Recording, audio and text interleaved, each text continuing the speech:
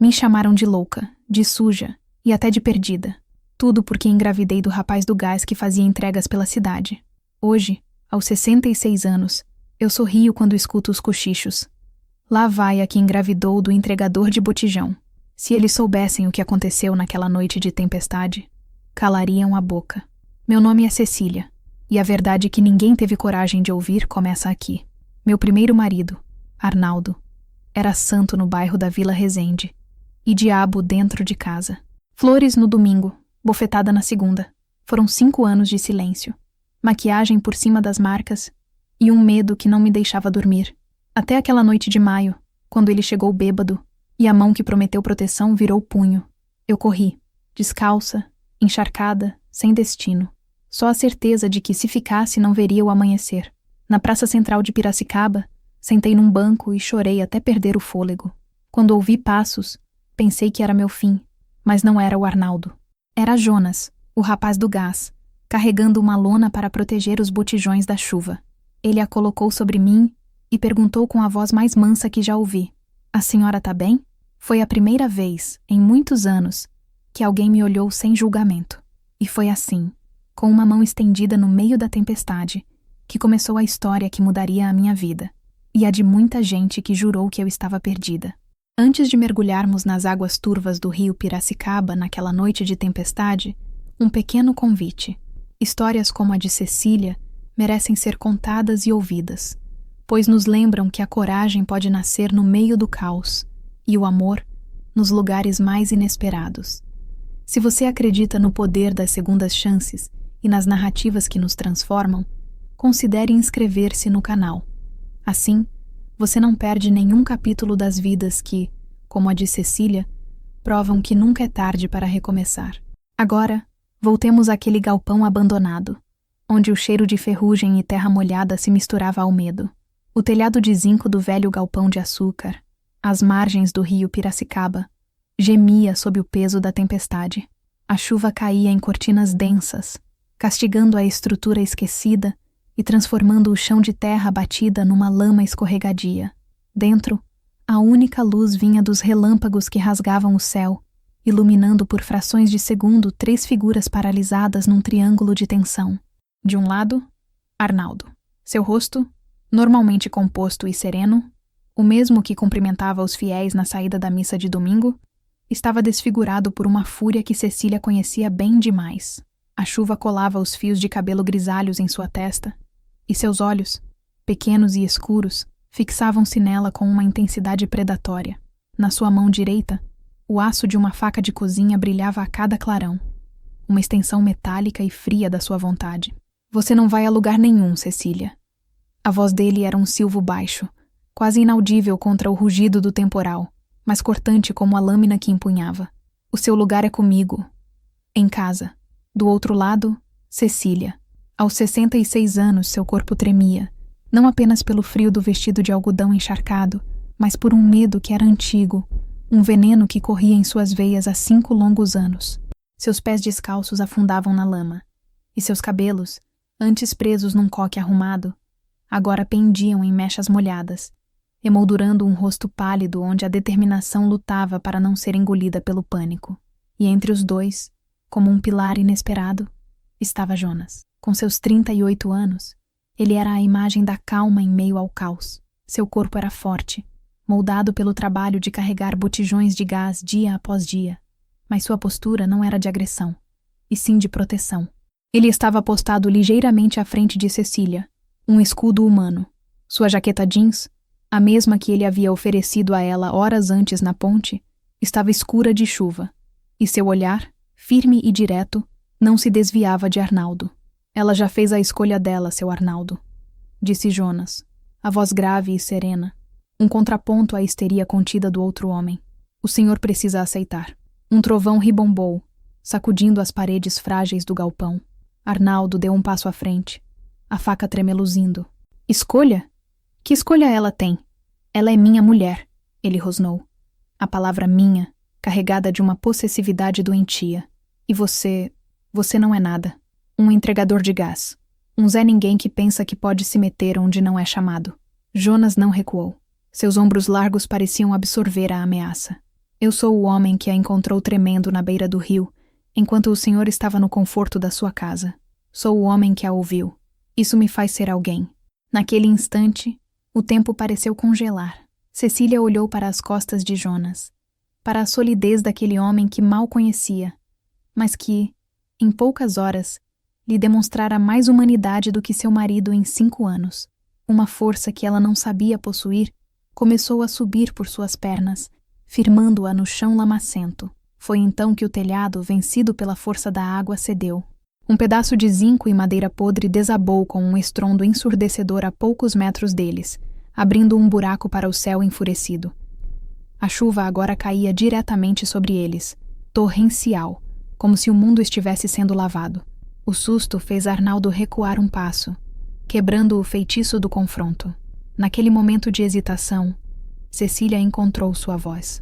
Não era um grito, nem um sussurro.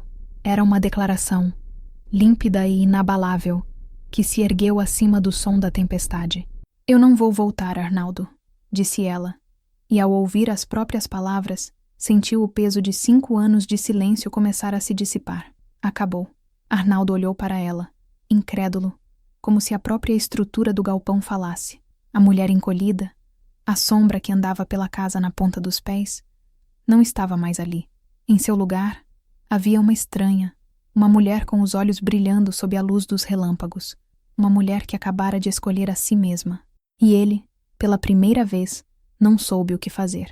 Para entender a tempestade no galpão, era preciso voltar ao silêncio opressor da casa na Vila Resende. Uma casa bonita, com um jardim bem cuidado e uma fachada recém-pintada de um tom de bege, que Arnaldo chamava de discreto e elegante. A elegância, no entanto, terminava na porta de entrada.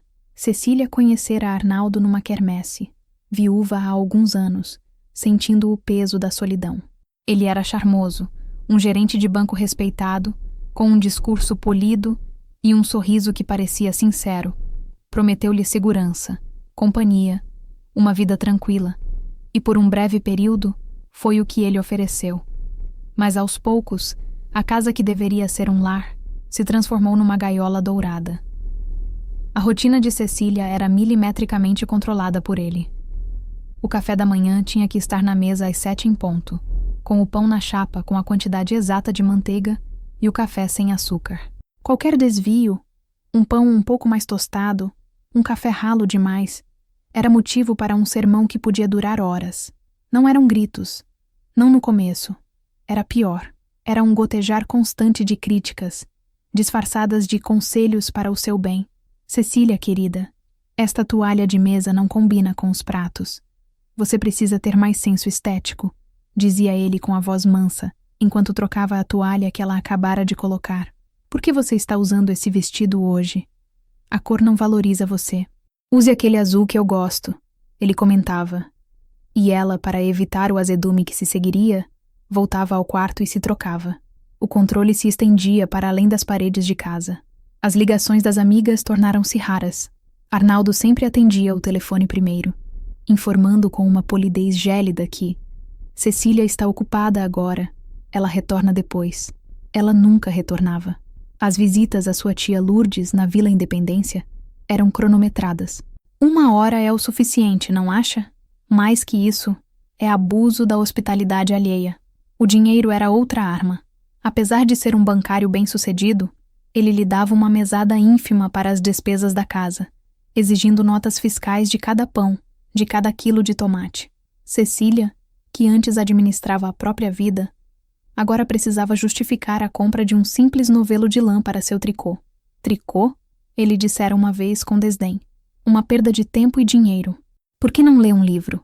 Algo que acrescente alguma coisa a essa sua cabeça. As marcas que Arnaldo deixava não eram visíveis na pele. Eram internas, profundas. Eram o nó na garganta antes de ele chegar do trabalho. O sobressalto a cada vez que a chave girava na fechadura. O cuidado exaustivo com cada palavra, cada gesto. Ela se sentia como uma peça de porcelana antiga na estante dele. Algo para ser admirado de longe, mantido limpo e sem rachaduras, mas nunca tocado com um afeto genuíno. Na missa de domingo, na paróquia Imaculado Coração de Maria, Eles eram o retrato do casal perfeito. Arnaldo, com seu terno bem cortado, cumprimentava o padre. Contribuía generosamente para as obras da igreja. Cecília, ao seu lado, com um sorriso ensaiado, recebia os olhares de admiração das outras senhoras. Que sorte a sua, Cecília! Uma delas lhe disse certa vez. Arnaldo é um cavalheiro. Cecília apenas sorriu. Um sorriso que não alcançava seus olhos, enquanto por dentro se perguntava se alguém algum dia veria a verdade por trás daquela fachada impecável. A vizinhança na Vila Resende o via como um exemplo. Um homem sério, trabalhador. Ninguém imaginava que, portas adentro, esse mesmo homem inspecionava a limpeza da casa passando o dedo nos móveis, que cronometrava o tempo que ela levava no banho, que escolhia suas roupas, suas amizades, seus pensamentos. Cecília foi se apagando, tornando-se um fantasma em sua própria vida, uma especialista na arte de não desagradar, até o dia em que o rapaz do gás apareceu. Naquela tarde de terça-feira, o céu de Piracicaba já estava pesado, de um cinza chumbo que prometia a tempestade que viria. O ar era denso, abafado, e o silêncio na casa da Vila Resende era igualmente pesado. Cecília estava na cozinha, terminando de preparar o jantar. O cheiro de carne assada com batatas preenchia o ambiente, um aroma que em outros tempos lhe traria conforto, mas que agora era apenas parte de um ritual de sobrevivência. A caminhonete branca com a gaiola de botijões parou em frente à casa. A musiquinha instrumental, uma melodia simples e repetitiva, flutuou pela rua. Um som familiar em toda a cidade. Era o sinal de que o gás havia acabado. Cecília suspirou. Arnaldo odiava imprevistos. Ela foi até o portão e acenou para o motorista.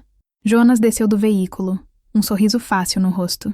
Ele usava o uniforme azul da distribuidora do seu Nivaldo, um pouco desbotado pelo sol. Boa tarde, dona Cecília. Acabou o gás, é? Boa tarde, Jonas. Acabou sim, bem na hora de terminar o assado. Respondeu ela, a voz baixa, quase um sussurro. Jonas pegou as ferramentas e um botijão cheio, entrando pelo corredor lateral que levava à área de serviço. Ele era sempre educado, eficiente. Enquanto trocava o botijão, ele comentou, olhando para o céu. Parece que vem um temporal daqueles hoje. É bom fechar bem as janelas. É o que dizem. Cecília respondeu, olhando nervosamente para a porta da cozinha, esperando que Arnaldo não aparecesse. Naquele momento, a porta se abriu. Arnaldo surgiu, o senho franzido. Ele não disse boa tarde. Apenas olhou de Jonas para Cecília e depois para o botijão vazio. Eu não lhe disse para verificar o nível do gás ontem, Cecília? A voz dele era controlada, mas carregada de uma repreensão gélida. Eu me esqueci, Arnaldo. Com a limpeza da casa, se esquecer. É sempre a mesma desculpa. Ele cortou, ignorando completamente a presença de Jonas. Uma tarefa simples. E você não consegue cumprir. Jonas terminou a instalação, apertando a válvula. Ele se levantou, limpando as mãos num pano que tirou do bolso. Seus olhos encontraram os de Cecília por um segundo, e ele viu a humilhação neles. A forma como ela se encolheu sob o olhar do marido. Ele sentiu um incômodo, uma pontada de raiva justa. Prontinho, dona Cecília. Tudo certo, disse ele, a voz deliberadamente calma e respeitosa. Um contraste gritante com o tom de Arnaldo. Ele entregou a comanda para ela assinar. Arnaldo tirou a carteira do bolso, arrancou uma nota e a estendeu para Jonas, sem sequer olhá-lo. Aqui está. E da próxima vez, avise sua patroa para ser mais atenta. A palavra patroa soou como um insulto velado, rebaixando Jonas e, ao mesmo tempo, afirmando seu domínio sobre Cecília. Jonas apenas assentiu. Pegou o dinheiro e o botijão vazio. Tenham uma boa tarde, disse ele, e saiu sem olhar para trás. O som da caminhonete se afastando, com sua musiquinha característica, deixou um silêncio tenso no ar. Assim que o portão se fechou, Arnaldo se virou para Cecília. O que foi aquilo? Aquela troca de olhares com esse sujeito? Ele sibilou. Não foi nada, Arnaldo. Ele só foi educado. Educado? Ou você está se insinuando para qualquer um que aparece na porta? Uma mulher da sua idade. Não tem vergonha? A acusação era tão absurda, tão cruel, que Cecília sentiu o ar lhe faltar. Foi o estopim. Não foi a acusação em si, mas a total desconexão dela com a realidade.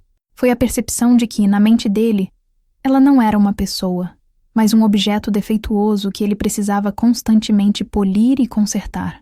Algo dentro dela, algo que esteve adormecido por 5 anos, se rompeu. Ela não respondeu. Apenas se virou e voltou para a cozinha. Ele a seguiu, continuando seu monólogo venenoso, mas Cecília não ouvia mais. Ela olhava pela janela, para as primeiras gotas de chuva que começavam a cair. A tempestade lá fora era um reflexo da que se formava dentro dela. Naquela noite, ela serviu o jantar em silêncio. Comeu sem sentir o gosto da comida que preparara. Lavou a louça, sentindo o olhar dele em suas costas. Quando ele subiu para o quarto para ler o jornal, ela soube que era agora ou nunca. Não pegou bolsa, nem documentos, nem dinheiro. Apenas o molho de chaves da casa, que deixou sobre a mesa da cozinha. Vestindo a camisola de algodão que usava para dormir e um par de chinelos velhos, ela abriu a porta dos fundos, o mais silenciosamente que pôde, e saiu para a noite que desabava. A chuva a acolheu, gelada e violenta, lavando seu rosto, misturando-se às lágrimas que finalmente começavam a cair. Ela correu, sem rumo, apenas para longe daquela casa, daquele silêncio, daquela vida. Seus pés a levaram instintivamente para a Ponte Pencil, o cartão postal da cidade, um lugar de beleza que naquela noite parecia o fim do mundo. A ponte do mirante, com sua estrutura metálica e seu assoalho de madeira, tremia sob a força do vento e da chuva. O rio Piracicaba, logo abaixo, corria furioso, suas águas escuras e barrentas refletindo os clarões dos relâmpagos. Era um cenário desolador, quase apocalíptico. E ali, no meio da ponte, agarrada ao corrimão gelado, estava Cecília, a camisola colada ao corpo, tremendo incontrolavelmente.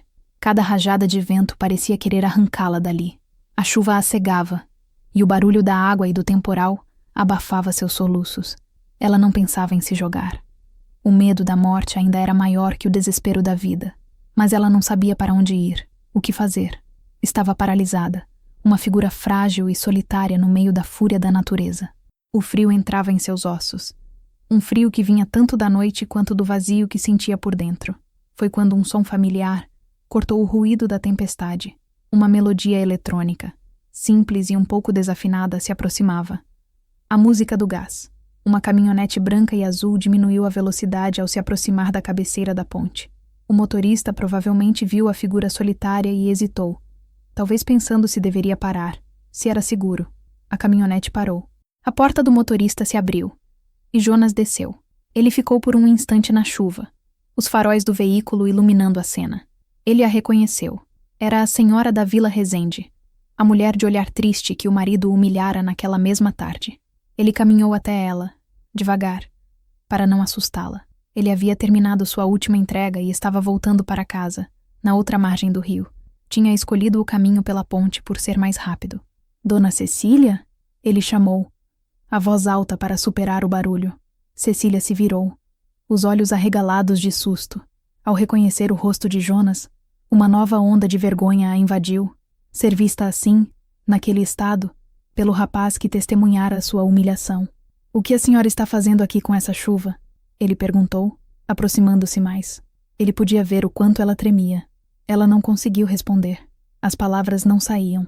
Apenas balançou a cabeça, as lágrimas se misturando com a chuva em seu rosto. Jonas não fez mais perguntas. Ele viu o desamparo em seus olhos e agiu. Tirou a própria jaqueta jeans, já pesada de água, e a colocou sobre os ombros dela. O tecido, embora molhado, carregava o calor do corpo dele e pareceu criar uma barreira instantânea contra o frio cortante. Foi um gesto simples, instintivo, mas para Cecília foi como se alguém a tivesse coberto com o primeiro cobertor quente, depois de anos no gelo. Venha, a senhora não pode ficar aqui. Vai pegar uma pneumonia, disse ele, a voz firme, mas gentil. Ele tocou levemente seu braço, guiando-a para fora da ponte, em direção à caminhonete. Ela o seguiu sem resistência, os pés tropeçando na madeira molhada. Ele abriu a porta do passageiro para ela e a ajudou a entrar. O interior da cabine era simples, cheirava a graxa e a pano úmido, mas era um refúgio. Ele fechou a porta, deu a volta e entrou no lado do motorista. o som da chuva se tornando um tamborilar abafado no teto do veículo. Ele ligou o aquecedor no máximo. O ar quente começou a soprar, trazendo um alívio imediato. Cecília encolheu-se no banco, a jaqueta de Jonas envolvendo-a. Ela olhou para ele. A água escorria de seu cabelo escuro, e sua camiseta azul estava encharcada. "Para onde eu a levo, dona Cecília?" ele perguntou, o motor da caminhonete roncando suavemente. A pergunta a atingiu em cheio. Para onde? A casa na Vila Resende não era uma opção. Ela não tinha mais para onde voltar. O pânico ameaçou tomá-la novamente. Eu não sei", gaguejou ela. E então, um nome, um lugar, uma última fagulha de esperança surgiu em sua mente. Minha tia Lourdes. Ela mora na Vila Independência. Certo? Vila Independência. Jonas repetiu, como se fosse a coisa mais normal do mundo levar uma mulher de camisola, no meio de um temporal, para a casa da tia. Ele engatou a marcha, e a caminhonete começou a se mover, deixando para trás a ponte e a escuridão. Naquele trajeto silencioso, com o limpador de para-brisa varrendo a cortina de água, Cecília olhou para o homem ao seu lado. Um estranho. O rapaz do gás. Alguém que não lhe devia nada, mas que parou, que a cobriu, que a salvou. E pela primeira vez naquela noite terrível, ela sentiu uma minúscula, frágil, mas real semente de esperança. A Vila Independência era um bairro de ruas mais estreitas e casas mais simples que a Vila Resende. Tinha um ar de comunidade, com vizinhos que se conheciam pelo nome e crianças que ainda brincavam na rua em dias de sol. A casa de tia Lourdes era uma delas, pequena, com um portão baixo de ferro e um pequeno jardim na frente, onde, mesmo sob a chuva, era possível distinguir os contornos de roseiras bem cuidadas. Jonas estacionou a caminhonete em frente ao número que Cecília indicou.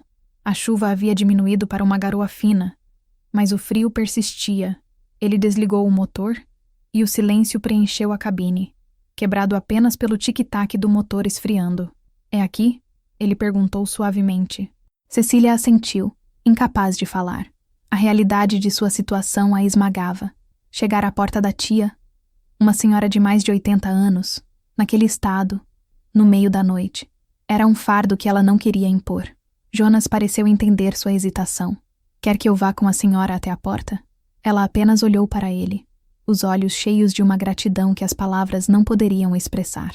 Saíram do carro. A jaqueta de Jonas ainda estava sobre os ombros dela. Ele a acompanhou pelo caminho de cimento até a porta. A luz da varanda estava acesa, emitindo um brilho amarelado e acolhedor. Cecília respirou fundo e bateu na porta de madeira. 1, 2, 3 vezes. Demorou um pouco, mas logo ouviram o som de passos se arrastando e o barulho de um ferrolho sendo puxado. A porta se abriu, revelando uma senhora pequena, de cabelos brancos como algodão presos num coque frouxo e olhos azuis, agora turvos pela idade, mas ainda incrivelmente perspicazes. Era a tia Lourdes. Seu rosto, enrugado e sonolento, transformou-se em espanto e depois em profunda preocupação ao ver Cecília. "Cecília, minha filha, o que aconteceu? Você está encharcada." A voz dela era frágil, mas cheia de uma autoridade afetuosa. Seus olhos passaram de Cecília para Jonas, um estranho alto e molhado parado ao lado de sua sobrinha. "Tia..."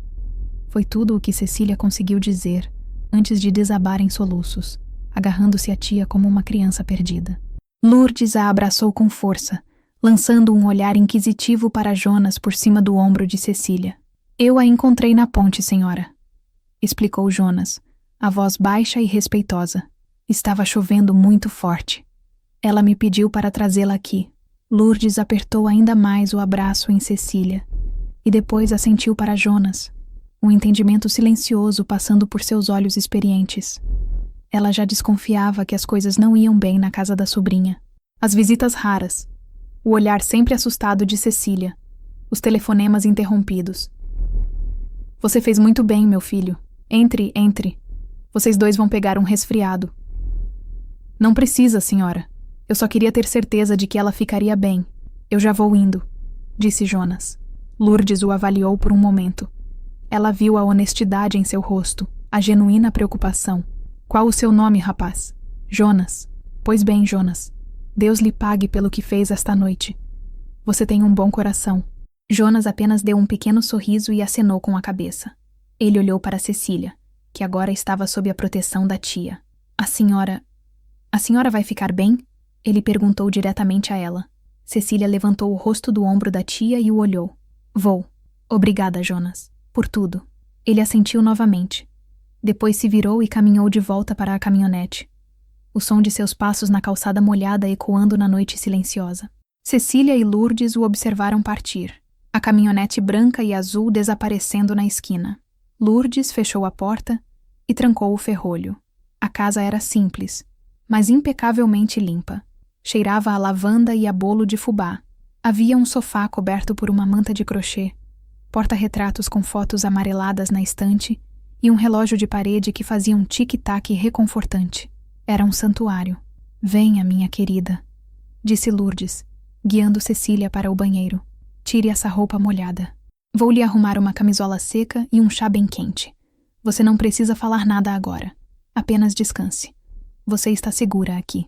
E pela primeira vez em 5 anos, ao sentir a água quente do chuveiro em sua pele e ao vestir as roupas secas e macias da tia, Cecília acreditou naquelas palavras. Ela estava segura. Cecília dormiu um sono pesado, sem sonhos, o sono da exaustão pura. Acordou com o som de pássaros cantando na janela e um feixe de sol tímido cortando a escuridão do quarto de hóspedes. Por um instante, ela não soube onde estava. A cama era macia. Os lençóis cheiravam a amaciante. Então, as memórias da noite anterior vieram de uma vez. A briga, a chuva, a ponte. Jonas, a casa da tia. Ela se sentou na cama, o coração apertado. Sentia-se ao mesmo tempo aliviada e aterrorizada. Livre, mas completamente perdida. Levantou-se e foi até a cozinha, atraída por um cheiro delicioso de café fresco. Tia Lourdes estava junto ao fogão de costas, cantarolando uma canção antiga. Bom dia, tia. Lourdes se virou com um sorriso. Bom dia, minha flor. Dormiu bem? Como uma pedra. Eu nem sei como agradecer. Família é para isso. Sente-se. O café está quase pronto. Cecília sentou-se à pequena mesa da cozinha, coberta com uma toalha de chita florida. Sentia-se frágil, exposta. Estava prestes a tentar explicar tudo à tia quando ouviram uma batida leve na porta da frente. Lourdes franziu a testa. Quem será a uma hora dessas? Ela foi atender e voltou alguns segundos depois, seguida por uma figura que fez o coração de Cecília dar um salto. Era Jonas. Ele segurava um saco de papel pardo, de onde vinha um cheiro maravilhoso de pão quente e manteiga derretida. Bom dia, dona Lourdes, dona Cecília, disse ele, um pouco sem jeito, parado na entrada da cozinha. Desculpem o incômodo. Eu estava passando aqui perto, a caminho da primeira entrega, e lembrei que a dona Cecília não deve ter comido nada ontem. Trouxe um pão na chapa e um café com leite da padaria Santa Rita. É o melhor da cidade. Ele estendeu o pacote para Lourdes. Cecília ficou sem palavras. Aquele homem, que já havia feito tanto, ainda se preocupava se ela havia tomado café da manhã. Era um tipo de cuidado que ela havia esquecido que existia. Meu filho, não precisava se incomodar, disse Lourdes, mas seus olhos brilhavam de aprovação. Mas já que se incomodou, entre e tome um café conosco. Eu insisto. Jonas hesitou, olhando para o uniforme de trabalho. Eu não quero atrapalhar. Atrapalhar o quê? Deixe de cerimônia, rapaz. Sente-se, ordenou Lourdes com sua doçura autoritária. Jonas sorriu e sentou-se à mesa, em frente a Cecília. Lourdes pegou pratos e xícaras, e logo os 3 estavam compartilhando o café da manhã. O pão na chapa da Santa Rita estava divino, crocante por fora, macio por dentro. O silêncio inicial foi quebrado por tia Lourdes, que, com sua sabedoria, sabia que era preciso naturalizar a situação. Então, Jonas, você trabalha há muito tempo na distribuidora do seu Nivaldo? Conheço o Nivaldo desde menino. Um bom homem. Há uns 10 anos, dona Lourdes. Comecei como ajudante, hoje sou motorista. Gosto do que faço. Conheço a cidade inteira. A conversa fluiu. Jonas falou sobre seu trabalho, sobre os bairros de Piracicaba, sobre as figuras folclóricas que encontrava em suas entregas. Ele falava com simplicidade e bom humor, sem fazer perguntas invasivas, sem tocar no assunto da noite anterior. Ele tratava Cecília com uma normalidade que era exatamente o que ela precisava. Cecília, a princípio, apenas ouvia, Mas aos poucos, o calor do café, o sabor do pão e a atmosfera tranquila da cozinha de sua tia começaram a dissolver o gelo em seu peito. Ela se permitiu um pequeno sorriso com uma das histórias de Jonas. "E como está o seu pé de goiaba?" perguntou ela, lembrando-se de uma conversa rápida que tiveram meses antes, durante uma entrega de gás. Jonas a olhou, surpreso e contente por ela se lembrar. "Está carregado. As goiabas estão quase no ponto. Assim que amadurecerem, eu trago umas para a senhora e para a dona Lourdes." A promessa pairou no ar, simples e genuína. Não era apenas sobre goiabas. Era sobre o futuro. Um futuro onde haveria um depois. Quando Jonas se levantou para ir embora, agradecendo pelo café, Cecília o acompanhou até a porta. "Jonas", ela começou, a voz ainda trêmula, "eu quero lhe devolver a jaqueta e agradecer. De verdade. Eu não sei o que teria acontecido se você não..." Ele a interrompeu gentilmente. "Não precisa agradecer, dona Cecília. Qualquer um faria o mesmo. E a jaqueta pode ficar com ela por enquanto. Parece que o frio não vai passar tão cedo." Ele lhe deu um sorriso que aqueceu mais do que qualquer jaqueta e partiu.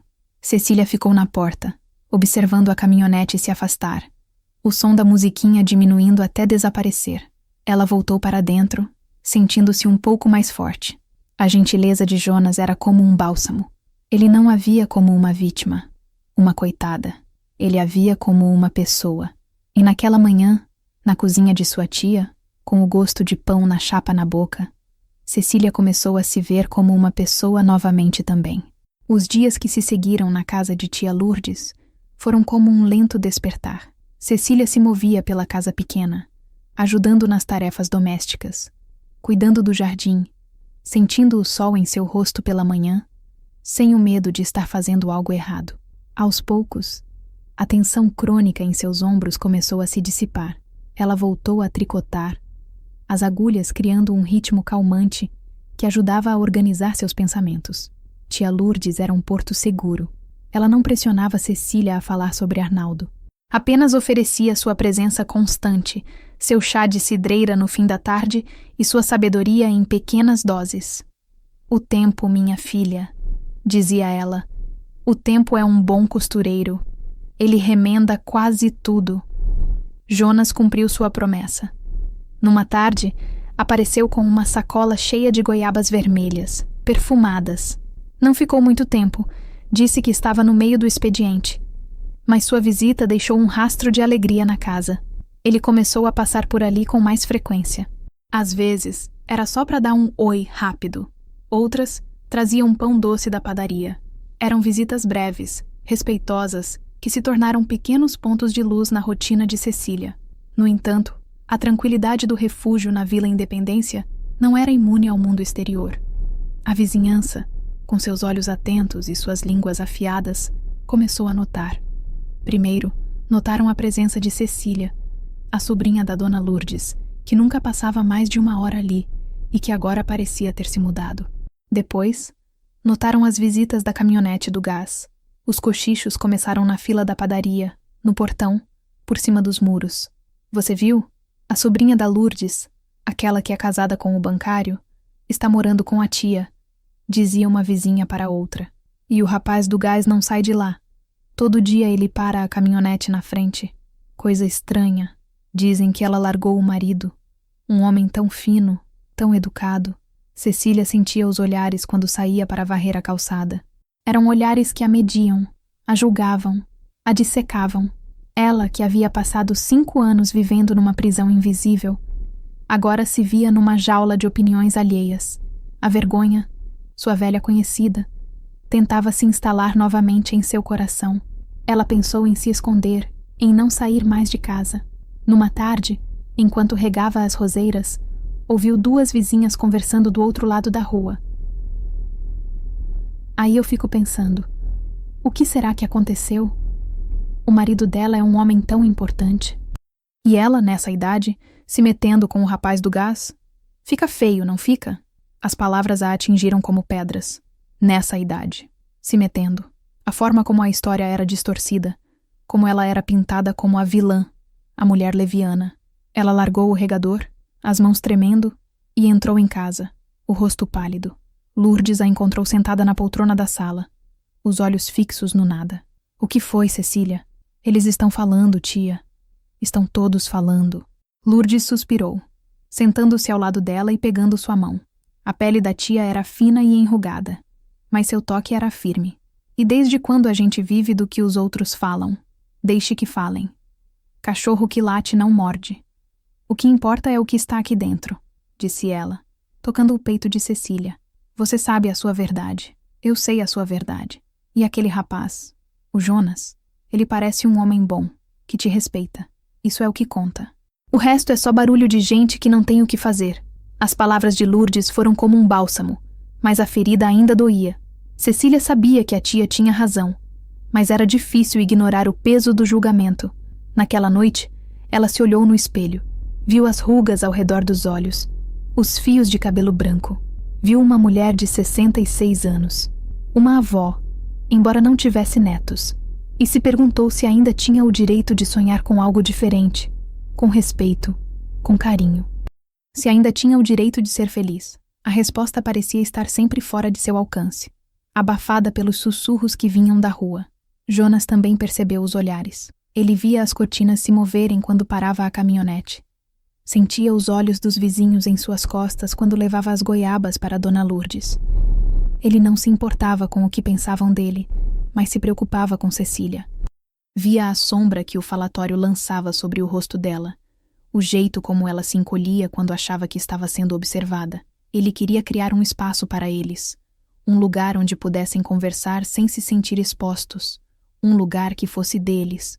Num sábado de manhã, ele apareceu na casa de Lourdes não com a caminhonete do gás, mas com sua velha picape. Na caçamba, havia tábuas de madeira lixada e uma caixa de ferramentas. Bom dia, disse ele, com seu sorriso habitual. Pensei em fazer uma coisinha aqui na varanda para a senhora, Dona Lourdes. Se não for incômodo. Lourdes e Cecília foram até a porta curiosas. O que você vai aprontar, Jonas? Perguntou a tia. Um banquinho, para sentar aqui na frente no fim da tarde, tomar um ar. Vi que a senhora só tem aquelas cadeiras de plástico. Um banco de madeira é mais confortável. A desculpa era para Lourdes, mas seus olhos buscaram os de Cecília. Ela entendeu a mensagem. Era um presente para as duas, mas era principalmente um gesto para ela. Ele passou o dia todo ali, no jardim da frente. Não havia pressa em seu trabalho. Ele media as tábuas com cuidado, serrava com precisão, lixava cada borda até que ficasse perfeitamente lisa. O cheiro de serragem se misturou ao perfume das rosas. Cecília o observava da janela da sala, fascinada pela concentração e pela habilidade em suas mãos. Eram as mesmas mãos fortes que carregavam botijões pesados, mas que agora trabalhavam a madeira com uma delicadeza inesperada. Lourdes levou para ele um copo de limonada e um pedaço de bolo. Ele agradeceu, sentou-se na grama para descansar e conversou com ela por um tempo. Cecília se juntou a eles, sentando-se nos degraus da varanda. Era uma cena doméstica, pacífica. Os vizinhos curiosos que passavam pela rua viam apenas um amigo da família, ajudando com um pequeno concerto. No fim da tarde, o banco estava pronto. Era simples, rústico, mas incrivelmente bem feito. Jonas o colocou na varanda, sob a pequena cobertura, ao lado de um vaso de samambaias. Está pronto, anunciou ele, limpando o suor da testa. O que acharam? Ficou lindo, meu filho. Você tem mãos de ouro? Exclamou Lourdes. Cecília se aproximou, tocando a superfície lisa da madeira. Estava quente do sol da tarde. É perfeito, Jonas. Obrigada. Vamos testar então, disse ele. Lourdes se desculpou, dizendo que precisava colocar o feijão no fogo, deixando-os a sós. Jonas sentou-se em uma extremidade do banco e fez um gesto para que Cecília se sentasse na outra. Havia um espaço confortável entre eles. Ficaram em silêncio por um momento, observando o sol começar a se pôr, pintando o céu de tons de laranja e rosa. O movimento na rua diminuía e o ar ficava mais fresco. É bom sentar aqui sem pressa, disse Jonas finalmente. A gente passa a vida correndo, entregando uma coisa aqui e outra ali, e esquece de parar um pouco. Eu passei muito tempo sem poder parar, confessou Cecília, a voz baixa. Sempre havia algo para fazer, ou algo que eu deveria estar fazendo. Foi a primeira vez que ela se abriu um pouco sobre sua vida com Arnaldo. Jonas não a pressionou. Apenas ouviu. Às vezes, o mais importante é não fazer nada. Só respirar, disse ele. Eles ficaram ali, sentados lado a lado enquanto a noite caía. Não precisavam de muitas palavras. A companhia um do outro era suficiente. O banco de madeira se tornou o refúgio deles. Quase todas as tardes, quando Jonas terminava seu expediente, ele passava por ali. Sentavam-se no banco. Às vezes com tia Lourdes, às vezes sozinhos. Falavam sobre coisas simples, o dia de trabalho dele, o tricô dela, uma notícia que ouviram no rádio. Naquele banco, a amizade deles se aprofundou, transformando-se em algo mais. O respeito virou admiração. A admiração. Um carinho terno e profundo. Cecília percebeu que pela primeira vez em muito tempo, ela não tinha medo. Ao lado de Jonas, ela se sentia vista, ouvida e, acima de tudo, segura. O banco de madeira não era apenas um objeto. Era o símbolo de uma nova fundação, de algo sólido e real que estava sendo construído. Tábua por tábua, conversa por conversa, silêncio por silêncio. A paz, no entanto, era frágil. Cecília sabia que Arnaldo não era do tipo que aceitava ser deixado. Ele era um homem de controle, e ela havia quebrado a regra mais fundamental de seu universo. A ausência de notícias dele era mais assustadora do que qualquer confronto. Era um silêncio que precedia a tempestade, e a tempestade começou a dar seus primeiros sinais. Uma manhã, tia Lourdes atendeu a um telefonema. A pessoa do outro lado não disse nada, apenas respirou por alguns segundos e desligou. Aconteceu de novo no dia seguinte. Lourdes, com sua intuição afiada, sabia quem era. Ela não contou a Cecília para não preocupá-la, mas trocou o número do telefone fixo na mesma semana. Depois, um carro começou a passar devagar pela rua, sempre no fim da tarde, na hora em que Jonas costumava chegar. Um sedã escuro, o mesmo modelo que Arnaldo dirigia. O carro nunca parava, apenas reduzia a velocidade. O motorista, uma silhueta indistinta atrás do vidro fumê, e depois acelerava e sumia na esquina. Cecília viu o carro uma vez, 2 vezes. Na terceira, sentiu um calafrio percorrer sua espinha. O nó no estômago, seu velho companheiro, voltou. Ela parou de se sentar no banco da varanda àquela hora. O medo começou a corroer as bordas de sua recém-conquistada tranquilidade. Ela tentou esconder sua ansiedade de Jonas e de sua tia, mas eles perceberam a mudança. Ela ficou mais quieta, seu olhar mais distante. "O que te preocupa, Cecília?" Jonas perguntou, numa tarde em que a encontrou na cozinha. As mãos paradas sobre o tricô, o olhar perdido. "Não é nada, apenas pensando." "É ele, não é?" A pergunta foi direta, mas gentil. Cecília suspirou, derrotada. "Ele não vai me deixar em paz, Jonas. Eu o conheço. Ele não suporta perder o controle. Ele está me rondando, eu sinto. Ele não pode te machucar. Você não está mais sozinha. Você não entende", disse ela, a voz embargada. "Não se trata de machucar o corpo. Ele entra na sua cabeça, faz você duvidar de si mesma, sentir que não vale nada. Ele me fez acreditar por 5 anos que eu era inútil, que eu tinha sorte por ele cuidar de mim. Tenho medo de que, se ele aparecer, se ele falar comigo, eu volte a acreditar nisso." Jonas sentou-se em frente a ela, pegando suas mãos. Elas estavam geladas.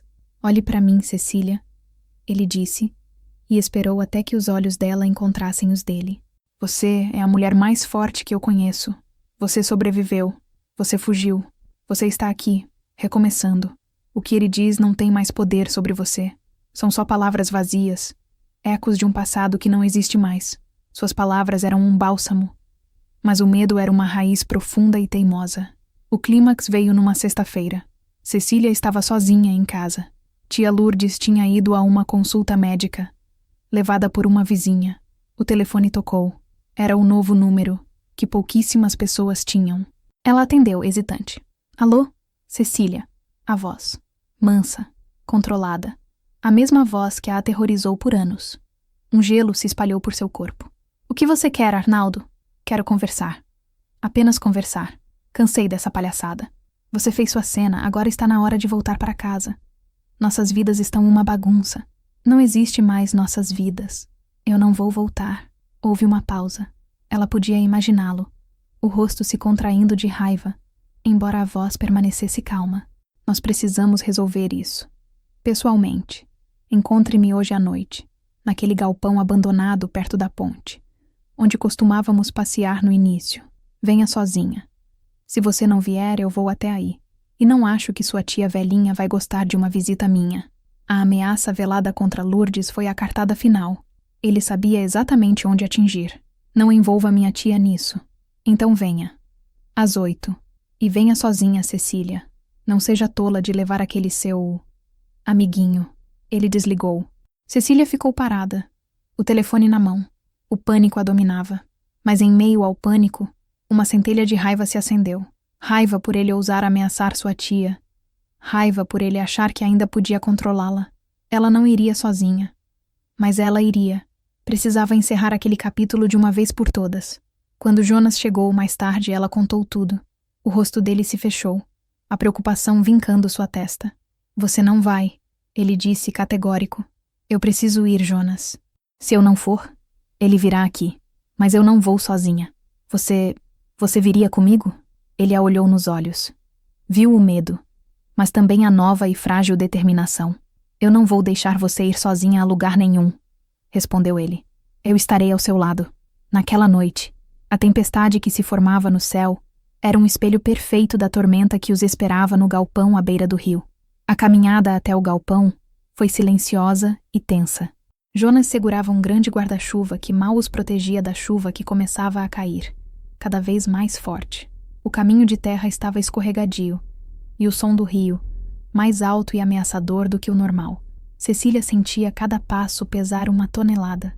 Seu coração batia descompassado, uma mistura de medo e uma estranha, desafiadora resolução. O galpão surgiu na escuridão, uma silhueta decrépita contra o céu iluminado por relâmpagos. Uma luz fraca de lanterna vinha de dentro. Fique atrás de mim, disse Jonas, a voz baixa, ao chegarem à entrada escancarada. Eles entraram. O cenário era exatamente como no início da nossa história. Arnaldo estava lá, esperando, a faca em sua mão não como uma arma para atacar, mas como um símbolo de sua autoridade quebrada, um último e desesperado recurso de intimidação. A visão de Jonas ao lado de Cecília fez o rosto de Arnaldo se contorcer numa máscara de ódio. Eu disse para vir sozinha, ele gritou, a voz finalmente perdendo o controle e se tornando o que realmente era. Um rugido de fúria impotente. Acabou o tempo em que o senhor me dava ordens, seu Arnaldo, disse Jonas, postando-se entre ele e Cecília. A cena se desenrolou como um pesadelo revisitado. As acusações, as ameaças, Arnaldo tentando diminuir Jonas, chamando-o de entregador de gás, Zé Ninguém. Jonas respondendo com uma calma que desarmava a agressão, defendendo não a si mesmo, mas o direito de Cecília de escolher. E Cecília, atrás dele, sentia algo mudar. O medo ainda estava lá, um zumbido constante em seus ouvidos. Mas ao ouvir as palavras de Jonas, ao ver sua coragem tranquila, ela começou a absorver um pouco daquela força. Ela não era mais a mulher paralisada na ponte. Ela havia dormido em uma cama segura, tomado o café da manhã com amigos, rido de histórias simples, sentido o calor da madeira de um banco feito para ela. Ela havia começado a se reconstruir. Arnaldo deu o passo à frente, a faca brilhando. Ele não olhava para Jonas, mas para Cecília. Olhe para você, escondida atrás de outro homem. Você não consegue viver sem um dono, não é? Pelo menos eu te dava uma casa, respeito, um nome. O que esse aí vai te dar? Uma vida de miséria? Cheiro de gás de cozinha? Volte para casa, Cecília. É sua última chance. As palavras eram veneno puro, projetadas para atingir suas inseguranças mais profundas. E por um segundo, elas quase funcionaram. A dúvida a assaltou. E se ele estivesse certo? E se ela estivesse trocando uma gaiola dourada por... Nada? Foi então que o telhado desabou. O estrondo, a chuva invadindo o espaço, o caos. O universo parecia ter intervindo, quebrando a tensão insuportável. O choque do desabamento fez Arnaldo recuar, a faca baixando por um instante. Nesse breve momento de ruptura, Cecília deu um passo à frente, saindo de trás de Jonas. Ela não estava mais se escondendo. Seus olhos límpidos e firmes encontraram os de Arnaldo. A voz que saiu dela não era a de uma vítima, mas a de uma sobrevivente. Eu não vou voltar, Arnaldo. As palavras pairaram no ar, mais poderosas que o som da tempestade. Você fala de respeito, mas nunca me respeitou. Fala de um nome, mas tirou a minha identidade. Fala de uma casa, mas me deu uma prisão. Ela continuou, cada palavra liberando um peso de seus ombros. O Jonas, em poucos dias, ele me deu algo que você nunca me deu em 5 anos. Gentileza. Ele me viu. E eu estou começando a me ver de novo. E prefiro ter uma vida simples com cheiro de gás de cozinha, mas com paz, do que uma vida de luxo com cheiro de medo. Acabou. Arnaldo a encarou. O rosto uma mistura de choque e fúria. A mulher que ele pensava ter quebrado estava diante dele, inteira. A faca em sua mão parecia de repente ridícula, um acessório de teatro. Ele havia perdido, não para Jonas, mas para ela. Ele não disse mais nada, apenas se virou, a chuva caindo sobre seus ombros curvados, e saiu do galpão, desaparecendo na noite escura. A faca caiu de sua mão e se perdeu na lama. Cecília ficou parada, tremendo, mas não de frio. Era o tremor da adrenalina, da libertação. Jonas se aproximou e, sem dizer uma palavra, apenas colocou a mão em seu ombro. Um toque de apoio, de solidariedade. Vamos para casa, disse ele, a voz suave. E pela primeira vez, Cecília soube que casa não era um lugar com 4 paredes, mas a sensação de segurança que ela sentia ao lado daquele homem. Eles saíram do galpão em ruínas, deixando o passado para trás, e caminharam juntos de volta para a luz. A noite da confrontação foi um divisor de águas. Ao voltarem para a casa de tia Lourdes, encharcados e exaustos, algo havia mudado irrevogavelmente entre Cecília e Jonas. Não era mais uma questão de amizade ou gratidão. Era uma parceria forjada no meio da tempestade. Nos dias seguintes, uma nova rotina se estabeleceu. Uma rotina de reconstrução. Cecília deu os primeiros passos para oficializar sua separação de Arnaldo. Com a ajuda de um advogado indicado por um amigo de tia Lourdes, ela entrou com o pedido de divórcio. Foi um processo doloroso, que a forçou a reviver muitas memórias ruins, mas a cada assinatura, a cada documento preenchido, ela sentia um tijolo a mais sendo assentado na fundação de sua nova vida. Jonas estava sempre lá, não de forma invasiva, mas como uma presença constante e tranquilizadora. Ele a acompanhava nas idas ao escritório do advogado, esperando pacientemente na sala de recepção. Ele a ouvia quando ela precisava desabafar sobre as dificuldades do processo. Ele não oferecia soluções mágicas, apenas seu apoio incondicional. A relação deles evoluiu naturalmente, sem pressa. As conversas no banco de madeira se tornaram mais longas, mais profundas. Eles compartilharam histórias de suas vidas. Cecília falou sobre seu primeiro casamento, sobre a alegria de ter sua própria casa, sobre as pequenas coisas que Arnaldo lhe tirou, como o prazer de cozinhar uma receita nova sem medo de críticas. Jonas, por sua vez, falou de sua infância simples no interior, de sua vinda para Piracicaba em busca de trabalho, de seus sonhos modestos, ter uma casa própria, um cachorro, uma família. Ele era um homem de desejo simples e coração grande, e Cecília se via cada vez mais encantada por sua autenticidade.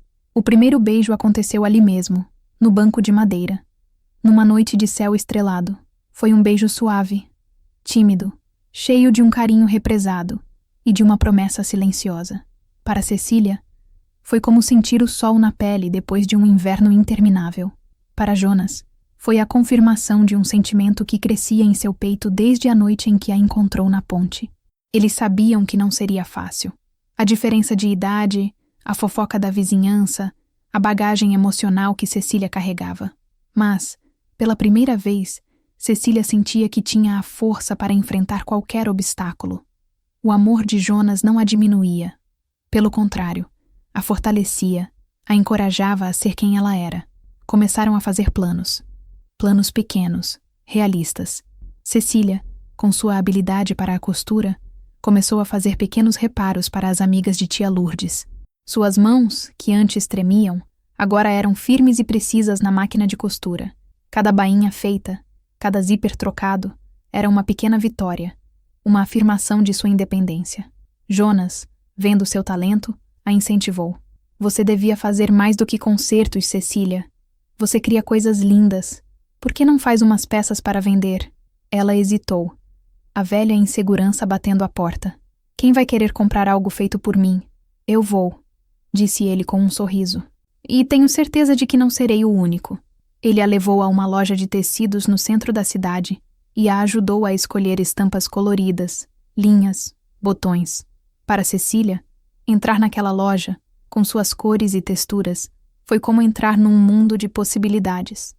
Ela começou a costurar panos de prato, jogos americanos, pequenas bolsas, coisas simples, mas feitas com um capricho e um bom gosto que logo chamaram a atenção. Aos poucos, a mulher que se considerava inútil estava se redescobrindo como uma artesã talentosa e uma mulher capaz de se sustentar.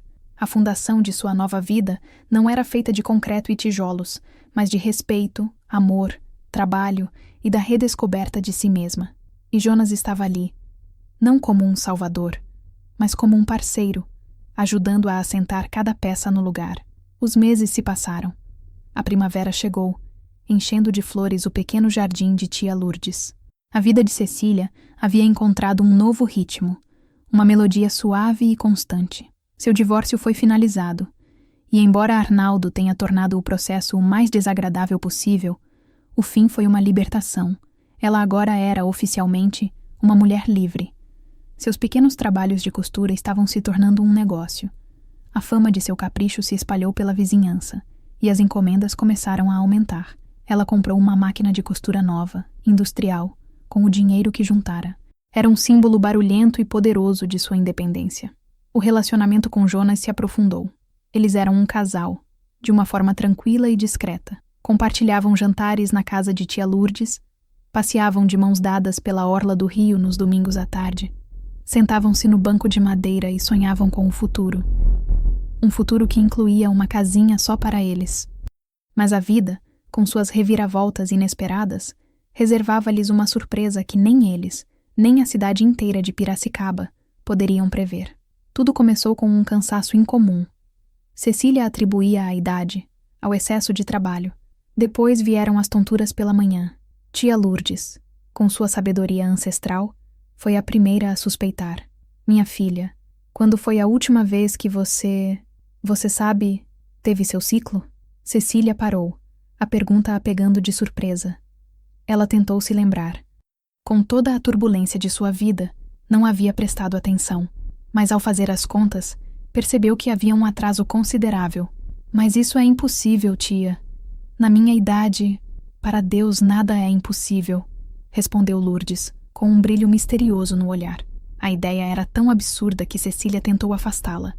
Mas a semente da dúvida havia sido plantada. No dia seguinte, comprou um teste de farmácia, escondido, sentindo-se como uma adolescente.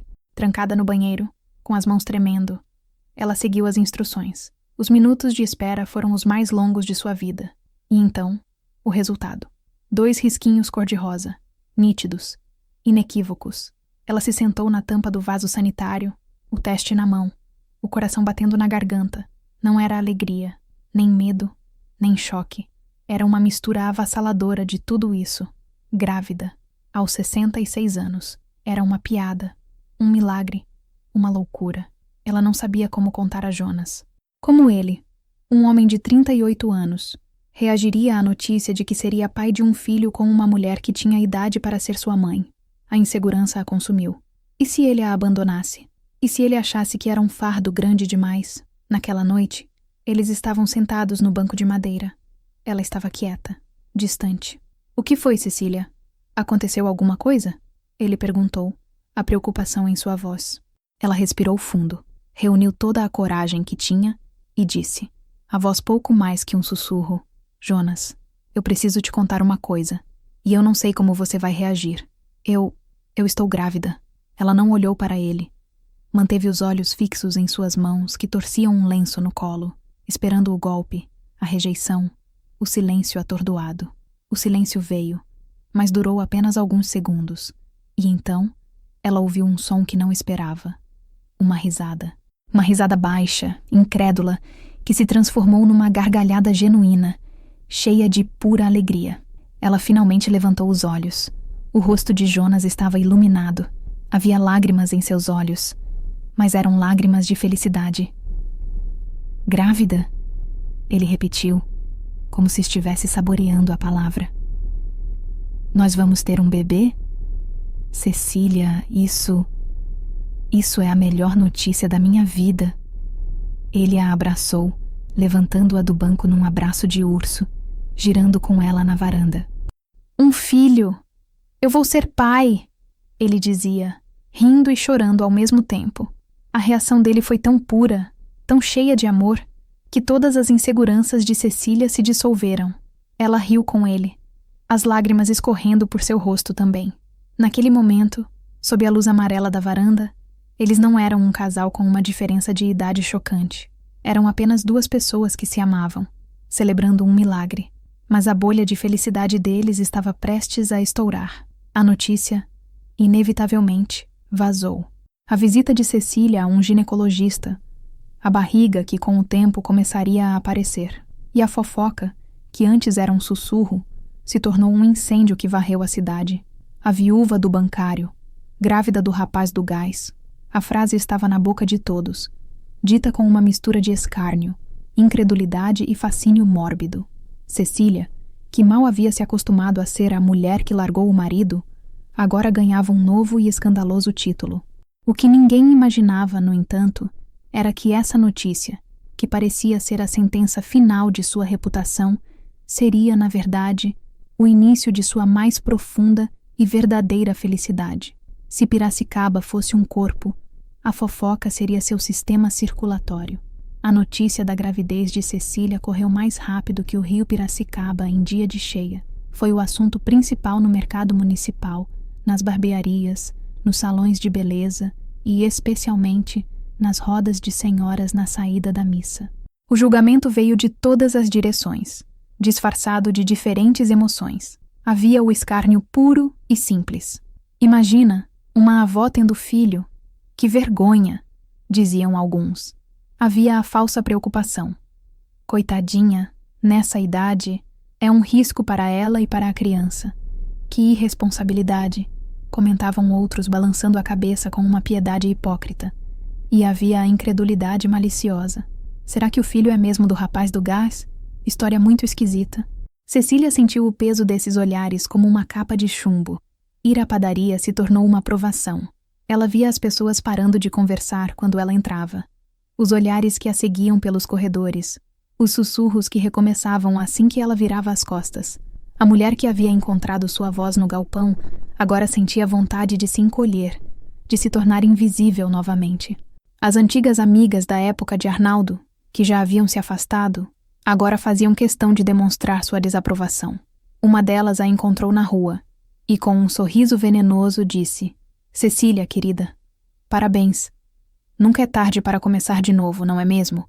Mesmo que de uma forma tão inusitada. O golpe mais duro, no entanto, veio de uma fonte inesperada.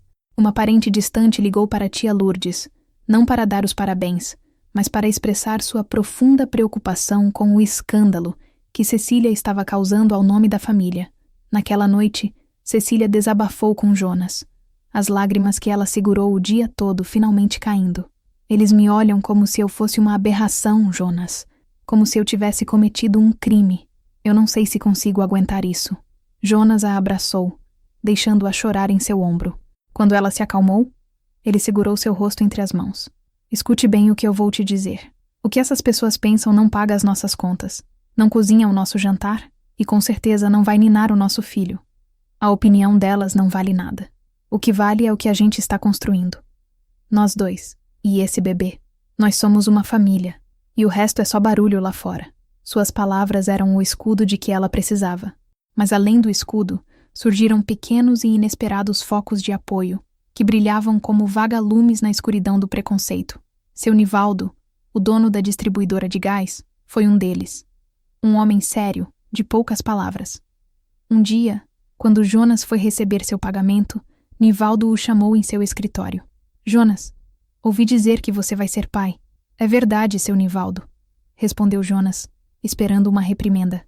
Meus parabéns, rapaz. Filho é uma bênção. E ouvi também umas conversas maldosas por aí. Não ligue para isso. Povo que não tem o que fazer. Se precisar de qualquer coisa, um adiantamento, um dia de folga, é só falar comigo. Você é um funcionário de primeira. E a sua mulher, a dona Cecília, parece ser uma boa mulher. Cuide bem dela. Jonas saiu do escritório com um nó na garganta. Aquele gesto simples de respeito e apoio de seu chefe valeu mais do que 1000 palavras. Tia Lourdes, claro, era uma leoa defendendo sua cria. Quando uma vizinha fofoqueira tentou sondá-la sobre a situação de Cecília, Lourdes a cortou com uma doçura cortante. A única situação que eu vejo é a de uma grande felicidade, minha cara. Minha sobrinha está recebendo de Deus a bênção de ser mãe novamente, ao lado de um homem que a ama e a respeita. Se você não tem nada de bom para dizer, sugiro que reze 1/3 pela sua língua. A vizinha nunca mais tocou no assunto. Aos poucos, Cecília aprendeu a diferenciar o barulho da música. O barulho era a fofoca, o julgamento, o preconceito. A música era o apoio de Jonas, o amor de sua tia, a bondade de seu Nivaldo, o sorriso da moça da padaria que sempre lhe dava o pão mais quentinho. Ela começou a focar na música. Ela ergueu a cabeça. Quando andava na rua, não desviava mais o olhar. Encarava os curiosos com uma serenidade que os desarmava. Sua barriga, que crescia a cada dia, não era mais um motivo de vergonha, mas de orgulho. Era a prova viva de seu recomeço, de seu amor, de sua coragem. Ela estava carregando não um escândalo, mas um milagre. E quem não conseguisse ver isso, o problema não era dela. Com a chegada do bebê se aproximando, Jonas tocou num assunto que ambos vinham adiando. Cecília, eu quero que nosso filho nasça com os pais casados. Eu quero te dar meu nome. Eu quero que sejamos uma família de verdade. No papel, aos olhos de todo mundo. Cecília sentiu o coração aquecer. Casar-se de novo era algo que ela nunca imaginara. Seu primeiro casamento havia sido uma grande festa, com uma igreja lotada e uma recepção luxuosa, mas sem amor. A ideia de se casar com Jonas, por outro lado, a enchia de uma alegria serena. Eu também quero, Jonas. Mais do que tudo. Mas a ideia de uma grande cerimônia, de uma igreja, de enfrentar os olhares de todos, a apavorava. Mas não quero festa, nem igreja cheia, disse ela. Não quero ser o espetáculo da cidade. Quero algo simples. Algo só nosso. Jonas sorriu. Eu tive uma ideia. Sua ideia era tão simples e tão perfeita que Cecília concordou na hora. O casamento aconteceu numa noite de sábado, durante a tradicional quermesse de Santana, a padroeira da cidade. A Praça da Matriz estava enfeitada com bandeirinhas coloridas. O cheiro de milho cozido, pastel e quentão pairava no ar. A música da sanfona e os gritos da barraca de pescaria criavam uma atmosfera de alegria popular, genuína e descomplicada. Eles não foram o centro das atenções. Eram apenas mais um casal no meio da multidão. A cerimônia foi no cartório, no final da tarde. As únicas testemunhas foram tia Lourdes e seu Nivaldo. Cecília usava um vestido simples, azul claro, que ela mesma costurara, e que já não escondia a barriga de 6 meses. Jonas usava sua melhor calça jeans e uma camisa de botão. Depois de assinarem os papéis, tornaram-se marido e mulher sob os olhos da lei. Não houve pompa, mas a emoção no pequeno cartório era palpável. Tia Lourdes chorou baixinho. Seu Nivaldo deu um abraço forte em Jonas. Agora cuide bem da minha funcionária também, disse ele para Cecília, com um piscar de olho. A festa foi na quermesse. Eles caminharam da praça até a pequena capela de Santana, nos fundos da igreja matriz. O padre, um senhor idoso e de coração bom que conhecia a história deles através de tia Lourdes, os esperava. Ele não realizou um casamento religioso formal, mas deu-lhes uma bênção especial. O que Deus une, o homem não separa, e o amor que vocês têm um pelo outro, e por esta criança que está a caminho, é a maior de todas as bênçãos, disse ele, aspergindo água benta sobre suas mãos unidas. Saíram da capela e se misturaram à festa. Comeram pastel, beberam quentão sem álcool, tentaram a sorte na pescaria. Jonas ganhou um peixinho de plástico e o deu a Cecília, dizendo: "O primeiro presente para o nosso filho." Eles se sentaram num banco de praça, um pouco afastados da multidão, observando as famílias, as crianças correndo, os casais de namorados. Cecília encostou a cabeça no ombro de Jonas, sentindo o bebê se mexer dentro dela. Sabe, meu primeiro casamento foi num salão chique, com 200 convidados. Eu usei um vestido caríssimo, comi coisas que nem sabia o nome, e me sentia a mulher mais sozinha do mundo. Ela olhou para ele. os olhos brilhando sob a luz dos cordões de lâmpadas coloridas. Hoje, eu me casei no cartório. Minha festa é um pastel de queijo. E eu nunca me senti tão feliz e tão completa em toda a minha vida. Jonas beijou o topo de sua cabeça. Eu te amo, Cecília. Eu também te amo, meu rapaz do gás. As pessoas passavam por eles. Um casal anônimo no meio da quermesse. Ninguém ali imaginava que aqueles dois, sentados no banco de praça, estavam celebrando o casamento mais rico de todos. Um casamento não de aparências, mas de almas. Uma união abençoada não por uma multidão de convidados, mas pela simplicidade, pela coragem e por um amor que, como a festa ao redor deles, era barulhento, colorido e cheio de vida. Com o casamento e a chegada do bebê se aproximando, a pequena casa de tia Lourdes, que fora um refúgio, começava a ficar apertada. Era hora de encontrarem um lugar só para eles, um ninho para a nova família. A busca por uma casa para alugar não foi fácil. Eles não tinham muito dinheiro, e o preconceito sutil os seguia. Alguns proprietários, ao verem o casal inusitado, a senhora grávida e o homem visivelmente mais novo, inventavam desculpas, diziam que o imóvel já havia sido alugado. Mas Jonas era persistente. Todos os dias, depois do trabalho, pegava Cecília e eles saíam de picape pelos bairros, procurando por placas de aluga-se. Foi num desses fins de tarde que eles a encontraram, no Jardim Elite, um bairro operário. De gente simples e trabalhadora, havia uma casinha pequena, com muros baixos e um portão de ferro que precisava de uma nova mão de tinta. A casa não era nada de especial. Tinha uma pequena sala, 2 quartos, um banheiro e uma cozinha. Mas tinha algo que fez os olhos de Cecília brilharem.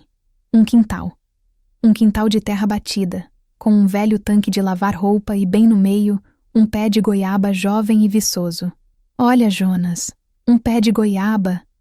Ela exclamou com a alegria de uma criança. Eles alugaram a casa. Era simples, precisava de alguns reparos, mas era deles. O aluguel cabia no orçamento, que agora combinava o salário de Jonas e o dinheiro que Cecília ganhava com suas costuras. O fim de semana da mudança foi uma celebração do trabalho e da amizade. Tia Lourdes, apesar da idade, comandava a organização, embalando pratos em folhas de jornal. Seu Nivaldo emprestou a caminhonete da distribuidora e ajudou a carregar os móveis, a maioria doados por Lourdes ou comprados em lojas de segunda mão. Jonas passou dias arrumando a casa. Pintou as paredes de um branco luminoso, consertou o portão, limpou o quintal. Cecília, com sua barriga já grande, não podia ajudar com o trabalho pesado, mas cuidava dos detalhes que transformavam uma casa em um lar. Costurou cortinas floridas para as janelas, fez capas de almofada coloridas para o sofá e plantou temperos numa pequena horta perto da cozinha. O quarto do bebê foi montado com um amor imenso. O berço, comprado a prestações, foi lixado e envernizado por Jonas. Cecília costurou o enxoval, lençóis, fronhas, uma colcha de retalhos com sobras de tecidos de seus trabalhos. Cada ponto era uma promessa de amor para a criança que estava por vir. Na primeira noite na casa nova, depois de tudo arrumado, eles se sentaram na pequena área dos fundos, em cadeiras de plástico, olhando para o quintal e para o pé de goiaba. A lua cheia iluminava a cena. É nossa, Cecília. Nossa casa, disse Jonas pegando a mão dela. É o lugar mais lindo do mundo, respondeu ela. E não era um exagero. Para ela, aquela casinha simples no Jardim Elite era mais valiosa que qualquer mansão na Vila Resende. As paredes não guardavam segredos dolorosos.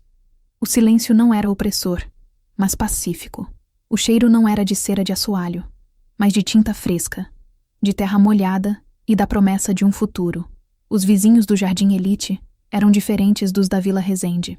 Eram pessoas ocupadas com suas próprias vidas, que não tinham tempo para julgar a dos outros.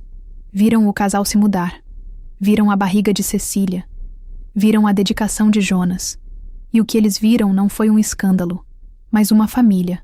Dona Marisa, a vizinha da direita, apareceu no portão com um prato de bolo de fubá. Sejam bem-vindos, disse ela com um sorriso sincero.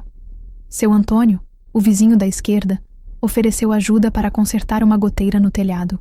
Ali, no Jardim Elite, eles não eram a velha grávida do rapaz do gás. Eram Cecília e Jonas, os novos vizinhos. E isso era tudo o que importava. Naquela casinha alugada, com um pé de goiaba no quintal, eles finalmente encontraram seu lugar no mundo. Um lugar para chamar de lar. A pequena Marina não teve pressa de chegar. Ela esperou pacientemente por 40 semanas, como se quisesse dar tempo para que seu ninho estivesse perfeitamente arrumado. E então, numa manhã quente de novembro, Cecília acordou sentindo as primeiras contrações. Não houve pânico, apenas uma calma e organizada excitação. Jonas, que dormia com o telefone ao lado da cama há semanas, ligou para a tia Lourdes, pegou a pequena mala que estava pronta há dias no canto do quarto e levou Cecília para a Santa Casa da cidade. O trabalho de parto foi longo e desafiador, especialmente para uma mulher na idade de Cecília. Mas ela enfrentou cada dor com uma força que surpreendeu os médicos e enfermeiras. Jonas não saiu do seu lado um minuto sequer. Ele segurava sua mão, enxugava seu suor, sussurrava palavras de incentivo em seu ouvido. Ele era sua rocha, sua âncora no meio daquela tempestade de esforço e dor. E no final da tarde, quando o sol já se punha, o som mais bonito do mundo encheu a sala de parto. O choro forte e saudável de um bebê. Marina nasceu pequena, com a pele rosada, uma penugem de cabelos escuros e os olhos de um azul profundo e curioso. Quando a enfermeira a colocou nos braços de Cecília, o mundo inteiro pareceu parar. Todo o sofrimento, todo o julgamento, todos os medos dos últimos meses se dissolveram naquele instante. Havia apenas ela e sua filha. Ela é perfeita, sussurrou Cecília, as lágrimas escorrendo livremente por seu rosto. Jonas se inclinou, beijando a testa de Cecília e depois a pequena mãozinha da filha. Seus olhos também estavam cheios de lágrimas. O homem forte, que carregava botijões de gás, parecia completamente desarmado pela força daquele pequeno ser. A notícia do nascimento de Marina se espalhou, mas desta vez a reação foi diferente. A realidade de um bebê, de uma nova vida, parecia ter o poder de silenciar até os fofoqueiros mais maldosos. A curiosidade mórbida deu lugar a um respeito relutante, e até mesmo a uma certa admiração. A volta para casa foi um momento mágico. Ao entrar na casinha no Jardim Elite, Cecília sentiu que seu mundo estava, finalmente, completo. Tia Lourdes havia preparado uma canja e arrumado a casa, deixando tudo impecável para a chegada da nova moradora. Os primeiros meses foram uma mistura de exaustão e felicidade absoluta. As noites mal dormidas, as trocas de fraldas, as cólicas do bebê. Cecília, que já havia criado um filho, redescobria os desafios e as delícias da maternidade. Agora com uma paciência e uma sabedoria que só a idade poderia lhe dar. Jonas se revelou um pai extraordinário. Ele dava banho, trocava fraldas, levantava de madrugada para acalmar o choro da filha. Vê-lo com Marina no colo, cantando canções de ninar com sua voz grave e desafinada, enchia o coração de Cecília de um amor que transbordava. A pequena Marina crescia saudável e feliz no quintal da casa. Engatinhou na terra batida, deu os primeiros passos segurando no tronco do pé de goiaba, e suas primeiras palavras foram mamã e papá, para o orgulho dos pais. Ela era a alegria da casa, o centro do universo deles. Era a prova viva de que o amor não tem idade, não segue regras e pode florescer nos terrenos mais improváveis. Os vizinhos se afeiçoaram à menina. Dona Marisa sempre trazia uma fruta do seu quintal. Seu Antônio fez um pequeno balanço e o pendurou no galho mais forte do pé de goiaba. Marina era, de certa forma, a filha da vizinhança. Os anos da primeira infância passaram como um sonho. A casinha no Jardim Elite estava sempre cheia de risadas, do som de brinquedos caindo no chão, do cheiro de bolo de cenoura que Cecília fazia. Marina corria pelo quintal, os cabelos escuros esvoaçando, perseguindo borboletas, a personificação da vida nova que havia brotado do amor de seus pais. E ao observá-la, Cecília e Jonas sabiam, com uma certeza inabalável, que haviam tomado todas as decisões certas. O tempo tem uma maneira de assentar a poeira e solidificar reputações. A história de Cecília e Jonas, que antes fora um escândalo, aos poucos se transformou numa espécie de lenda local no Jardim Elite e arredores. Não era mais uma fofoca, mas um exemplo de perseverança. Com Marina crescendo e começando a frequentar a creche do bairro, Cecília encontrou mais tempo para se dedicar ao seu trabalho. A pequena sala de sua casa se transformou em seu ateliê. A máquina de costura industrial, que antes ficava num canto, Agora era a peça central do cômodo. Ela não fazia mais apenas pequenos concertos. Começou a criar suas próprias peças, vestidos infantis com tecidos coloridos, bolsas de retalhos, toalhas de mesa bordadas. Seu bom gosto era inegável, e a qualidade de seu trabalho, impecável. As clientes, que no início eram apenas as vizinhas e amigas de tia Lourdes, começaram a se multiplicar. Vinha gente de outros bairros, atraída pela fama da costureira de mão cheia do Jardim Elite. Cecília se tornou uma pequena empreendedora. Ela gerenciava suas encomendas, comprava seus tecidos, cuidava de suas finanças. A mulher que antes precisava de permissão para comprar um novelo de lã agora era dona de seu próprio negócio, respeitada por seu talento e sua ética de trabalho. Ela não era mais a ex-mulher do bancário, ou a mãe do filho do rapaz do gás. Ela era a Cecília Costureira, um nome que ela construiu com suas próprias mãos. Jonas também prosperou. Seu Nivaldo, reconhecendo sua dedicação e responsabilidade, o promoveu. Ele deixou de ser apenas um motorista entregador e se tornou supervisor de rota. Agora, ele coordenava a logística das entregas, gerenciava os outros motoristas e era o braço direito do dono da distribuidora. A promoção significou um salário melhor e horários mais regulares. A família pôde finalmente sair do aluguel. Com as economias que fizeram e um pequeno financiamento, eles compraram a casinha no Jardim Elite. A primeira coisa que Jonas fez como proprietário foi pintar o portão e construir uma pequena varanda nos fundos, com um banco de madeira, uma réplica daquele que ele havia feito na casa de tia Lourdes, o palco do início de seu amor. A vida deles era simples, mas rica em significado. Os fins de semana eram sagrados. Faziam piqueniques no engenho central, passeavam pela rua do porto para ver os pescadores, iam à missa na igrejinha do bairro, eram uma família comum, feliz em sua normalidade. Marina crescia uma menina inteligente e carinhosa. Na escola, quando os colegas perguntavam sobre a idade de seus pais, ela respondia com uma naturalidade desconcertante. Minha mãe tem mais anos porque ela precisou de mais tempo para ficar bem sabida e encontrar meu pai, que é o melhor pai do mundo. A diferença de idade entre Cecília e Jonas, que antes foram um abismo aos olhos dos outros, para eles era apenas um número. Ele lhe trazia a energia e o otimismo da juventude. Ela lhe oferecia a calma e a sabedoria da experiência. Eles se completavam. Quando alguém na rua ainda sussurrava: "Olha, é aquela que ficou grávida do rapaz do gás", Cecília não se abalava mais. Às vezes, ela apenas sorria, segurava a mão de Jonas um pouco mais forte e continuava seu caminho, porque ela sabia que a história que as pessoas contavam era apenas a capa. O conteúdo, o que realmente importava, era o amor, a família e a paz que eles haviam construído juntos, ponto por ponto, dia após dia. E essa era uma história que só eles conheciam em sua totalidade. As feridas do passado, mesmo quando curadas, deixam cicatrizes. Não são marcas de dor, mas lembretes da batalha vencida. Cecília carregava as suas, não com amargura, mas com a serenidade de quem sobreviveu. Um dia, anos depois de sua fuga, ela estava no centro da cidade, comprando tecidos para uma encomenda grande. Ao sair da loja com os braços carregados de sacolas, ela ouviu Arnaldo. Ele estava do outro lado da rua, saindo de um banco. Estava mais velho, mais curvado.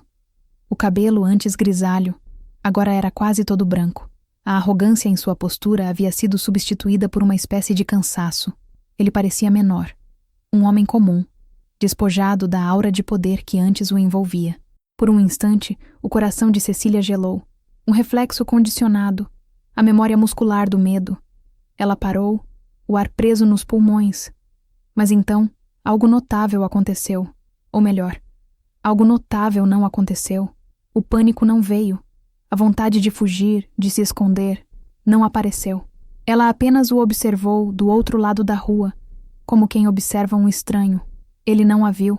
Entrou em seu carro, um modelo mais antigo, menos imponente que o anterior, e partiu. Cecília ficou parada por mais um momento, processando a própria reação. A ausência de medo era a prova final de sua cura. Ele não tinha mais poder sobre ela. Era apenas um fantasma. Uma lembrança de uma vida que não lhe pertencia mais. Ela soubera, por meio de tia Lourdes, que a vida de Arnaldo havia declinado após a separação. Ele perdeu o emprego no banco, envolveu-se em alguns negócios ruins e acabou se aposentando em circunstâncias modestas. A fachada de homem respeitável havia ruído junto com seu controle sobre ela. Sem sua vítima, o carrasco perdeu seu propósito. Cecília não sentiu alegria pela sua derrocada. Tampouco sentiu pena.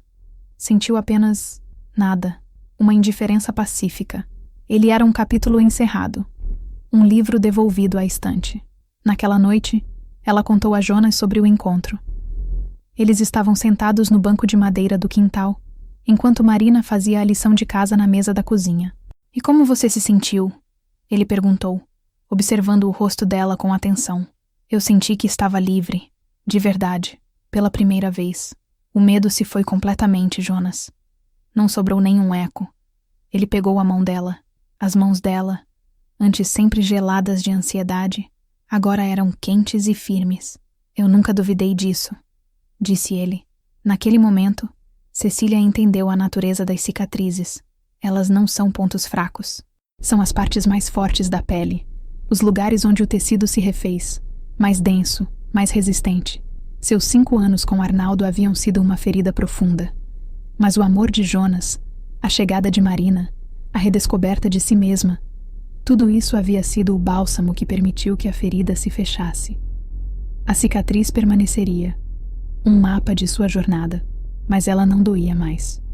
Era apenas um lembrete silencioso e poderoso de onde ela viera e da força que encontrara para chegar onde estava. Em sua casa, com sua família, em paz. Os anos continuaram a passar, gentis e constantes, como a brisa do fim de tarde que balançava as folhas do pé de goiaba. A árvore, que era apenas um arbusto quando eles se mudaram, agora era uma senhora frondosa, que dava sombra e frutos doces. Marina não era mais uma menininha que corria pelo quintal. Era uma adolescente de 15 anos, com os olhos do pai e o sorriso sereno da mãe.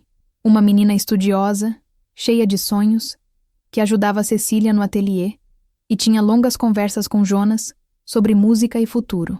Numa tarde de sábado, a cena no quintal era a imagem da felicidade doméstica.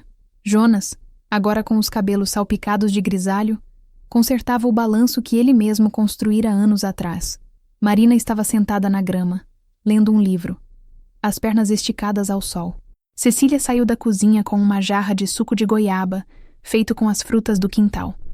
Ela serviu um copo para Marina e outro para Jonas, e depois se sentou ao lado dele no banco de madeira. O banco, agora gasto pelo tempo e pelo uso, era o coração da casa. Eles ficaram em silêncio por um tempo, apenas observando a filha, ouvindo o som dos pássaros e o zumbido das abelhas nas flores que Cecília plantara. "Lembra do primeiro banco que eu fiz pra gente?" Jonas perguntou, quebrando o silêncio.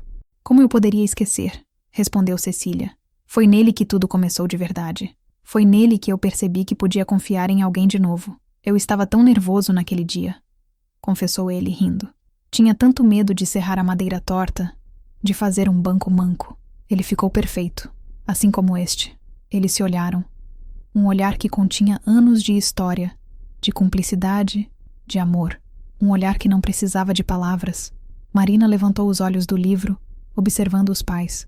"Vocês são tão fofos", disse ela com um sorriso adolescente. "Parecem 2 namorados." "E nós somos", disse Jonas, passando o braço pelos ombros de Cecília. Naquele momento, o círculo se completou. Cecília se lembrou da mulher que ela fora, tremendo na ponte, sem rumo, sem esperança. Olhou para o homem ao seu lado, o rapaz do gás que lhe oferecera uma jaqueta, e com ela, o mundo. Olhou para a filha, o milagre que nascera de um amor improvável. Olhou para a casa, para o quintal, para o pé de goiaba. Tudo aquilo havia nascido da escuridão daquela noite de tempestade. A felicidade deles não era a ausência de problemas, mas a certeza de que poderiam enfrentá-los juntos. "O que foi?" perguntou Jonas, sentindo a emoção no olhar dela. "Eu estava pensando", disse Cecília, a voz embargada, "em como a vida é curiosa. Às vezes, a gente precisa que o mundo desabe para poder construir um novo, do nosso jeito, um mundo melhor." Ela segurou a mão dele. A mesma mão que a guiara para fora da ponte. A mesma mão que segurara a sua durante o parto. a mesma mão que ela segurava todas as noites antes de dormir. Obrigada, Jonas, por ter parado sua caminhonete naquela noite. Eu que agradeço, Cecília, por ter me deixado entrar na sua vida. E ali, no banco de madeira sob o pé de goiaba, com a filha lendo tranquilamente a poucos metros, eles sabiam que a história que os fofoqueiros contavam era irrelevante. A verdadeira história era aquela, simples, cotidiana e extraordinariamente feliz. A história de Cecília e Jonas não terminou com grandes feitos ou reviravoltas dramáticas. Ela continuou, como o rio que corre pela cidade, em seu fluxo constante e tranquilo. Tornaram-se avós quando Marina, já adulta, lhes deu um neto. A casinha no Jardim Elite, que já era cheia de risadas, agora ecoava com o choro e os primeiros passos de uma nova geração. Cecília nunca parou de costurar. Suas mãos, enrugadas pela idade, ainda eram ágeis na máquina, criando peças que eram, em si, pequenas histórias de cor e linha. Jonas se aposentou, mas não parou. Passava os dias cuidando do neto, da horta e de pequenos concertos pela casa, sempre com a mesma dedicação serena. Eles se tornaram uma instituição no bairro. O casal que todos respeitavam, cuja história era agora contada não com malícia, mas com uma espécie de admiração. Eles eram a prova de que o amor pode, sim, vencer o preconceito, a diferença de idade, os passados dolorosos. Quando alguém, um recém-chegado ao bairro, ainda sussurrava a pergunta: "Aquela não é a senhora que teve um filho com o rapaz do gás?" A resposta de algum vizinho antigo era sempre a mesma: "Aquela é a dona Cecília, e aquele é o seu Jonas. Gente da melhor qualidade. A história deles? A história deles é de um amor que deu certo." E essa é a verdade que ninguém, na época do escândalo, poderia imaginar. Que o que começou com uma fuga desesperada numa noite de temporal não terminaria em vergonha ou miséria, mas em paz, em casa, em futuro, em uma família unida por um laço que não foi tecido por convenções sociais, mas pela mais pura e simples forma de cuidado.